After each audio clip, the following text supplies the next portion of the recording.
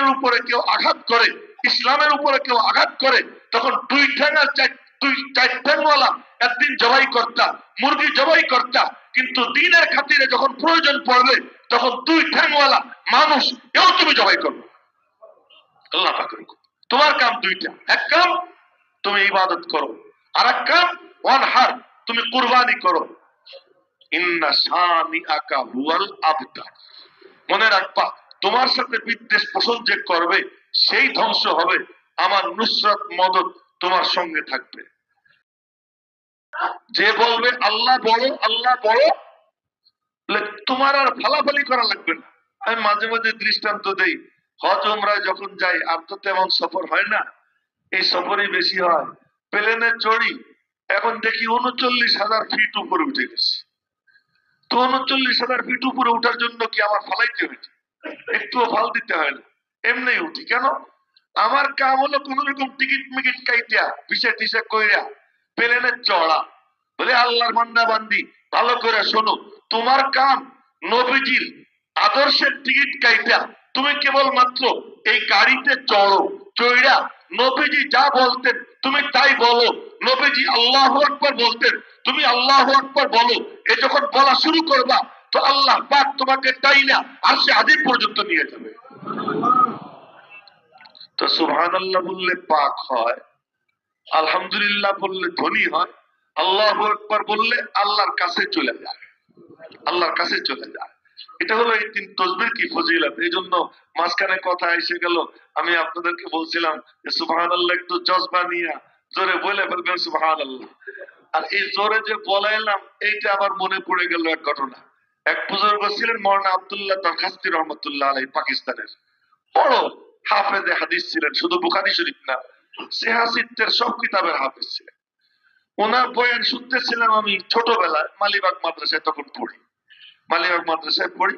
তো ওনার বয়ান শুনতেছিলাম, তো উনি হঠাৎ করে বললেন সব কাহো সুবহানাল্লাহ। তো বলছি সুবহানাল্লাহ।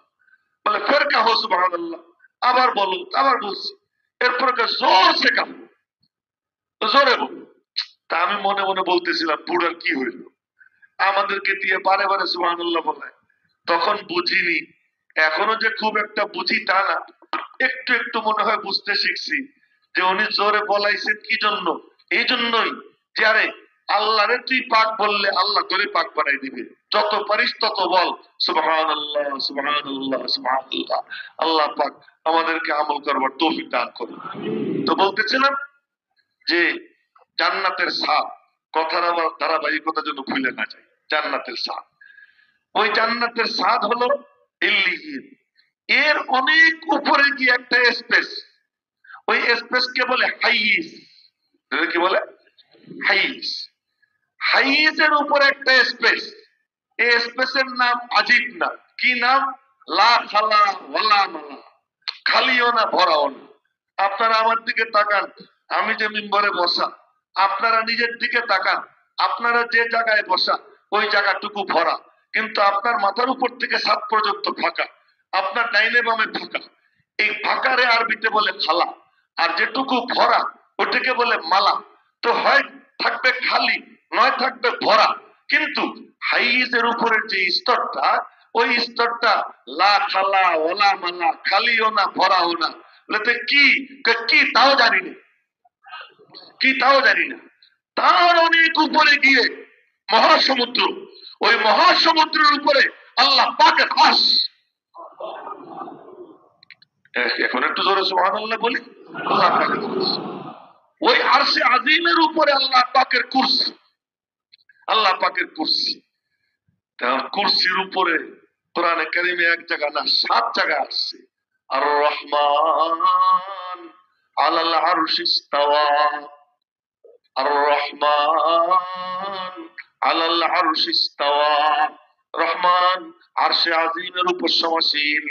আচ্ছা আপনারা বলেন তো একটা কথা, যে খালেক তারা বহন করবে মখলুক, আরশ তো আল্লাহ পাকের মখলুক, আল্লাহর সৃষ্টি। তো সৃষ্টি হইয়া স্রষ্টাকে কাঁধে নিবে কেমনে? ওই কুরসি কি করে আল্লাহ পাককে বহন করে? অসম্ভব ব্যাপার। তো আল্লাহ পাক আরশে আজিমের সমাসীনের মতলব কি, উদ্দেশ্য কি? তার মানে সবকিছু আমার একক কন্ট্রোলে, আর কারো কোনো কন্ট্রোল নেই। আসমান ও জমিনের কুল কায়নাত সবকিছুর কন্ট্রোলিং পাওয়ার আমি আল্লাহ পাকের হাতে। এর অর্থ এ না যে আরশে আজিমে আমি যেমন মিম্বরে বসা, আল্লাহ পাক আরশে আজিমে এইভাবে বসা, আস্তাগফিরুল্লাহ, না, বরং সবকিছু আমি আল্লাহ পাকের কন্ট্রোলে। তো আল্লাহ কি, লা ফাওকাহু শাই, আল্লাহর উপরে কোনো কিছু নাই, ওমা দুনাহু শাই, আল্লাহর নিচে কোনো কিছু নাই, আল্লাহর ডাইনে কোনো কিছু নাই, আল্লাহর পায়ে কোনো কিছু নাই, সবখানে আল্লাহ। এর অর্থ যে আল্লাহ পাক আমার আপনার ধরা ছোঁয়ার অনেক বাইরে, অনেক উপরে, অনেক উপরে। এত উপরে আল্লাহ, এত নিচে আমি। আমি আল্লাহর সাথে জুড়বো কেমনে? আমার জিন্দেগির মাকসাদ তো আল্লাহর সঙ্গে জোড়া। এই জন্য কোরআনে কারীম আল্লাহ তাআলা ছোট ছোট তিনটা সূরা দিয়েছে। এক সূরা, এটা মানুষের জীবনের কামিয়াবির ফর্মুলা, এটার নাম সূরা আসর। এই সূরা আসর, এই সূরা সম্পর্কে ইমাম শাফি রহমাতুল্লাহ আলাইহি বলছেন। ইমাম শাফি রহমাতুল্লাহ আলাইহি একটু চিনেন এই লোকটাকে। লোকটা এতিম ছিলেন, ছোটবেলা বাপ মারা গেছে, মার কোলে বড় হয়েছে, এবং ছাত্র জামানায় চামড়ার উপরে, হাড্ডির উপরে, তক্তার উপরে লিখতেন। কোন কাগজ কলম কেনার মতো পয়সা ছিল না, এত দরিদ্র ছিল। এই ইমাম শাফি রহমতুল্লাহ আলাইহি মার খেদমত করতেন। মার খেদমত করতেন তো একটা কাজ করতেন কি, মার মাথায় তেল দিতেন, হাত পা টিপে দিতেন, মারে ঘুম পাড়াইতেন। যখন বুঝতেন মা ঘুমাই গেছে, তখন মার পায়ের নিচে তলায় চাটা দিতেন, পায়ের তলায় চিপে দিয়ে চাটা দিতেন। একদিন মনে করছেন মা ঘুমাই পড়ছে, তো ঘুমাই পড়ছে মনে করে পায়ের তলায় চাটা দিছে। মা লাফ দিয়ে উঠছে, বাবা তুই কি করিস? কেন? তুই আমার পায়ের তলায় চাটা দিলি। কেন? আমি তোমার পায়ের তলায় চাটি। তুই কি করলি? আমি আমার জান্নাত চাটা দিলাম, আমি আমার জান্নাত চাটা দিলাম। তার মানে নবীজি বলছেন, ইন্নাল জান্নাহ তাহতা আকদামিল উম্মাহাত। যুবকরা কান খুলে শুনো, যাদের মা বেঁচে আছে তারা কান খুলে শুনবেন। ইন্নাল জান্নাতা তাহতা আকদামিল উম্মাহাত, জান্নাত আল্লাহ মায়েদের পায়ের নিচে রাখছে। ও মা, তোমার পায়ের নিচে না আমার জান্নাত, এজন্য আমি তোমার পায়ে চাটা দিই। ওই যে মার তেল থেকে যে দোয়া বের হয়েছে, ওই দোয়া ইমাম শাফিরে কোথায় নিয়ে যায়? এবার লক্ষ্য করেন কোথায় নিয়ে যায়। 22 বছর বয়সে হজ করতে গেছে। হজ করতে গেছেন, তো হজের সময় উনি হাইটে যাইতেছেন, এক বয়োবৃদ্ধ মানুষ বসে বসে খাওয়া দাওয়া করতেছে। তো যুবকরা দেখে ডাক দিছে, ইয়া শাবাব তাআল কুল মাই, এ যুবক আয় আমার সাথে খা, এই বলে ডাক দিছে। আর বলার সাথে সাথে উনি বসে পড়ছেন খাইতে। যখন খাইতে বসে পড়ছেন, তো এবারে ওই বুড়া বলতেছে, তুমি কি কুরাইশ বংশের ছেলে? হ্যাঁ আমি তো কুরাইশ বংশের। আপনি চিনলেন কেমনি? চিনলাম হলো তোমার সাদা সিধা ভাব দেখে। তার মানে আমি তোমার খাইতে বসলাম, একবারও না বললাম না, একবারও না বললাম না, খাইতে বসে গেলাম, এতে বুঝলাম যে তুমি কুরাইশ বংশের। এই কথা বলার পরে এরপরে চাচার সাথে খাতির হয়ে গেছে, আল্লাহ উপরে উঠাবে, খাতির হয়ে গেছে। খাতির হওয়ার পরে বলতেছি, চাচা আপনার বাড়ি কোথায়? আমার বাড়ি মদিনা শরীফ। মদিনা শরীফ থেকে আসছেন? হ্যাঁ। মদিনা শরীফের একজন ইমাম আছেন, ইমাম মালিক? বলে হ্যাঁ। ইমাম মালিকের কাছে আমার একটু নিয়ে যাবেন? হ্যাঁ বাবা, আমাদের যে সাথীরা ছিল তার একজন মারা গেছে, একটা উট খালি যাবে, তোমার ওই উটে করে নিয়ে যাবো। চলো। হজের শেষে ওই উটে কইরা গেছে। 16 দিন সময় লাগছে। 16 দিনে উটের পিঠে চড়া 16 খতম কোরআন শরীফ পড়ছে। 16 খতম কোরআন শরীফ পড়ছে। এরপরে চলে গেছেন মদিনা শরীফ।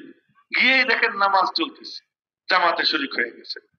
নামাজের শেষে দেখলেন উঁচু লম্বা টল ফিগার, নোরানি চেহারা, মাথায় পাগড়ি পরা এক লোক আসছেন, আর তাকে ঘিরা ছাত্ররা বসছে। বুঝলেন ইনি ইমাম মালিক। তো সবাই কাগজ কলম নিয়ে লিখতেছে, আর উনি হাদিস বলতেছেন, ছাত্ররা লিখতেছে। ইমাম শাফির নাম হলো মোহাম্মদ, ওনার কাছে কোনো কাগজ কলম নাই, তো উনি কি করবেন? একটা খড়ি পাইছেন, ওই খড়ি নিয়ে এই ডান হাত দিয়ে বাম হাতের উপর এরকম কলম চালাইতেছে। তো উনি লক্ষ্য করছেন 100 হাদিস লেখানোর পরে নামাজের বিরতি দিচ্ছেন, নামাজের টাইম হয়ে গেছে, নামাজের বিরতি দিচ্ছেন, সবাই ওযু টুজু করতে চলে গেছে, কিন্তু ওনার ওযু আছে, উনি বসে রয়েছেন জায়গায়। তো একটু পরে ইমাম সাহেব ডাক দিচ্ছেন, এই যুবক এদিকে আসো। কাছে গেছে, কাছে যাওয়ার পরে বলতেছে, তুমি কি করতেছিলা? লিখতেছিলাম। দেখাও তো লেখা। হাত দেখছে সাদা, নবীজির হাদিস, আর তুমি মজাক করলা। আসলে ব্যাপার হলো কি, আমার কাছে কাগজ কলম নাই, সবাই লিখতেছে, ওদের সঙ্গে তাল মিলেছি, খড়ি দিয়ে এমন এমন করছি, আসলে আমি আমার দিলে লিখছি, আসলে আমি আমার দিলে লিখছি। তো ইমাম মালিক বললেন, তাই যদি হয়ে থাকে তাহলে অর্ধেক শোনাও। তো উনি দাঁড়াইয়া পুরো 100 হাদিস শুনে দিছে, 100 হাদিস শুনে দিছে। ওই যে ইমাম মালিকের সোহবত পাইলেন, আল্লাহ ওনার উপরে উঠিয়ে দিল, এরপরে তো ইমামই হয়ে গেছেন। এখন অনুসারীর দিক থেকে 2 নম্বর ইমাম শাফি। ইমাম মালিক, ইমাম আবু হানিফার পরে ইমাম শাফি। এই ইমাম শাফি রহমতুল্লাহ আলাইহি বলছেন, ওয়াল আসর, এই সূরা এত দামি, এত দামি যে লাউলা উনজিলাত আয়াতুন ফি কিতাবিল্লাহ সিওয়া হাদিহি সূরা লাকাফা, যদি আল্লাহ পাকের কালামে কোরআনে এই সূরা ছাড়া কোনো আয়াত নাজিল না হইতো, এই উম্মতের হেদায়েতের জন্য একটা সূরাই যথেষ্ট ছিল। এত দামি সূরা এই সূরা আসর। এই সূরা আসর আমি তেলাওয়াত করছি। সূরা আসরের মধ্যে হলো ইনসানের কামিয়াবির ফর্মুলা। ইনসান নিচে, আল্লাহ উপরে। জুড়তে চায় কার সাথে? আল্লাহর সাথে। তা আল্লাহর সাথে কেমনে জুড়বে? তু কুজা মান কুজা, তুমি কোথায় আর আমি কোথায়? তুমি ধরা শোয়ার বাইরে, আমি তো জমিনে, আর তুমি তো ওরা আল্লাহরা, গোপনের গোপনে তোমার সাথে কেমনে জুড়বো? রব্বুল আলামিন মাঝখানে একটা সূরা দিয়েছেন, প্রথম সূরা সূরা আসর, শেষ সূরা কুল হুয়াল্লাহু আহাদ। আসলে কিন্তু প্রথম সূরা কুল হুয়াল্লাহু আহাদ।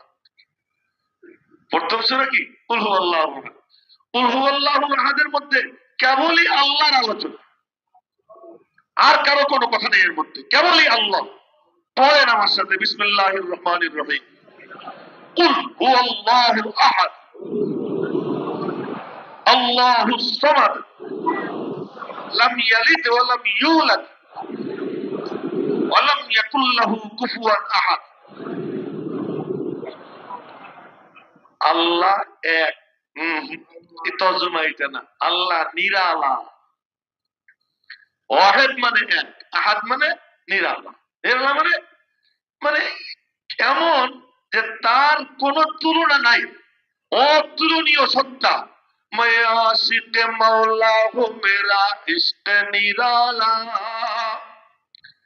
मैं आशिक मौला हूँ मेरा इश्क निराला, जुमला जहां जिसकी तजल्ली से उजाला। আল্লাহ পাক নিরালা, লাইসা কামিসলিহি শাই, তার মতো কোনো কিছু নাই, তিনি তার মতো। আল্লাহু আহাদ আল্লাহু সামাদ, আল্লাহ সমাদ, সবাই তার কাছে ঠেকা, তিনি কারো কাছে ঠেকা নন। সবার মুখে খাবার তিনি তুলে দেন, তার কারো কাছে কোনো প্রয়োজন নাই। লাম ইয়ালিদ, তিনি পিতা নন। ওয়ালাম ইউলাদ, তিনি কারো সন্তান নন। ওয়ালাম ইয়াকুল লাহু কুফুয়ান আহাদ, তার সমকক্ষ কেউ নাই। সাদামাটা তর্জমা করলাম, পুরোটা আল্লাহর জন্য এই সূরা। কেবলই কার আলোচনা? আল্লাহর আলোচনা। আর ওয়াল আসরের মধ্যে ওয়াল আসর, জামানার কসম, আসরের নামাজের কসম, কোরআনে কারীমের নির্যাসের কসম। সময় কম, খুব সংক্ষেপে বলতেছি। আসর জামানার কসম, কালের কসম। ওয়াল আসর, আসরের নামাজের কসম। ওয়াল আসর মানে আপনারা আরবের যে সমস্ত জুস, ওই জুসের মধ্যে দেখবেন লেখা আছে আসির। এই আসির মানে হলো নির্যাস, নিচড়, জুস। ওয়াল আসর কোরআনে কারীমের জোশের কসম, কোরআনে কারীমের নির্যাসের কসম, ইন্নাল ইনসানা লাফি খুসর, মানুষ জাহান্নামের গর্তের মধ্যে পড়া, ক্ষতিগ্রস্তের গর্তের মধ্যে পড়া, ক্ষতির মধ্যে ডুবা, আবর্জনার মধ্যে ডুবা। মুক্তির ফর্মুলা চারটা, কি? ইল্লাল্লাযীনা আমানু ওয়া আমিলুস সালিহাত ওয়া তাওয়াসাউ বিল হক ওয়া তাওয়াসাউ বিস সবর। জানি না আর সাক্ষাৎ হবে কিনা, হয়তো এইটাই প্রথম সাক্ষাৎ, এইটাই শেষ সাক্ষাৎ। আগামীতে সাক্ষাৎ হলে পরে ব্যাখ্যা করব, কিন্তু আজ শুধু এতটুকুই বলতেছি যে এই চার ফর্মুলা, ঈমান, আমলে সালেহ, তাওয়াসি বিল হক, তাওয়াসি বিস সবর, এই চার ফর্মুলায় যে আসবে ওই ইনসান কামিয়াব। এখন প্রশ্ন হলো, আল্লাহ তো উপরে, আমি তো নিচে, আল্লাহর সাথে মিশবো কেন? জিন্দেগির মাকসাদ আল্লাহর সাথে মিশা। আল্লাহ পাক রব্বুল আলামিন মাঝখানে দিয়ে দিয়েছেন সূরা কাউসার, ইন্না আ'তাইনাকাল কাউসার। এর মধ্যে কেবলই নবীজির আলোচনা, কেবলই কার আলোচনা? নবীজির আলোচনা। ইন্না আ'তাইনাকাল কাউসার, আমি তোমারে কাউসার দিছি। ফসল্লি লিরাব্বিকা, তোমার দুই কাজ, তোমার কাম দুইটা। ফসল্লি, তুমি আমার সামনে অবনত মস্তক হও, কায়মনে আমার ইবাদত করো। ওয়ানহার, এবং জবাই করো। কি জবাই করব? গরু, ছাগল, উট, বকরি।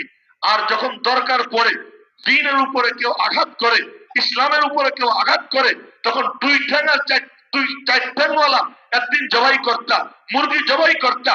কিন্তু দ্বীনের খাতিরে যখন প্রয়োজন পড়বে, তখন দুই ঠ্যাংওয়ালা মানুষ এও তুমি জবাই করবে। আল্লাহ পাকের হুকুম। তোমার কাম দুইটা, এক কাম তুমি ইবাদত করো, আর এক কাম ওয়ানহার, তুমি কুরবানি করো। ইন্না শানিআকা হুয়াল আবতার।